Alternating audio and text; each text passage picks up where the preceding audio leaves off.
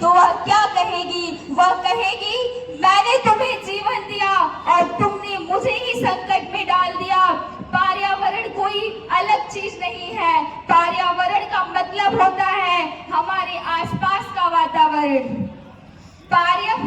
पर्यावरण ही हमारी हवा है, पानी है, मिट्टी है और हम अंत में हमारी सांसें भी है। आज हम गर्व से कहते हैं कि हम आधुनिक युग में जी रहे हैं, हम तकनीक में आगे बढ़ रहे हैं, पर बड़ी बड़ी इमारतें खड़ी कर रहे हैं। लेकिन क्या हमने कभी यह सोचा है इन ऊंची इमारतों की नींव में कितने पेड़ों को काट दिया गया, कितनी नदियां सूखी हो गई और कितनी चिड़िया हमेशा के लिए खामोश हो गई।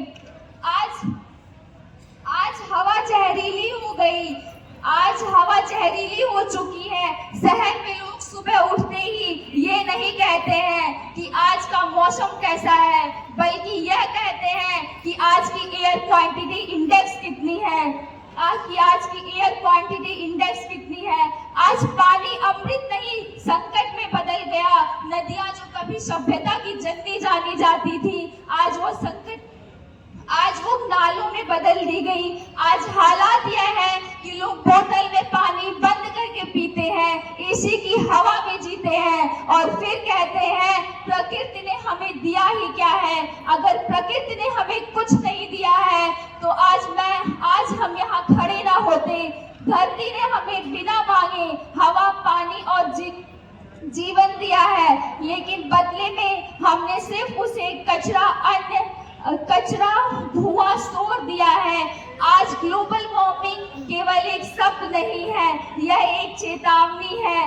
बर्फ पिघल रही है, समुद्र का जल स्तर बढ़ रहा है, मौसम का संतुलन बिगड़ रहा है।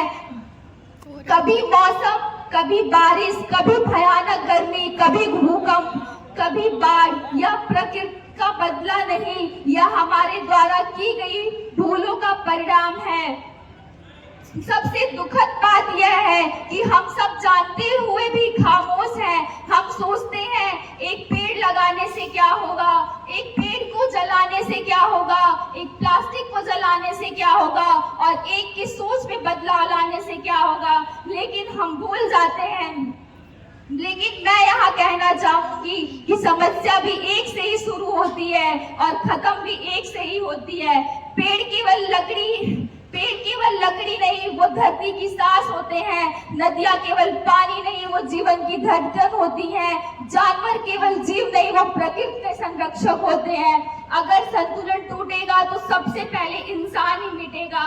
हमें समझना होगा पर्यावरण बचाना किसी सरकार या संस्था का काम नहीं है। हमें यह मिलकर संकल्प करें, प्रकृति की आइए हम मिलकर यह संकल्प करें, हम प्रकृति के मालिक नहीं बल्कि प्रकृति के रक्षक बनेंगे और हम उससे कुछ लेंगे नहीं बल्कि हम उसे लौटाएंगे। हम ऐसा भविष्य बनाएंगे जहां बच्चे पेड़ों से केवल किताबों में नहीं असली में देख सकेंगे। मैं अपना शब्द समाप्त करते हुए बस यही कहना चाहूंगी, धरती कोई वस्तु नहीं, यह हमारी जननी है। धरती कोई वस्तु नहीं, यह हमारी जननी है। हर सांस की डोर इसी प्रकृति से बंधी है।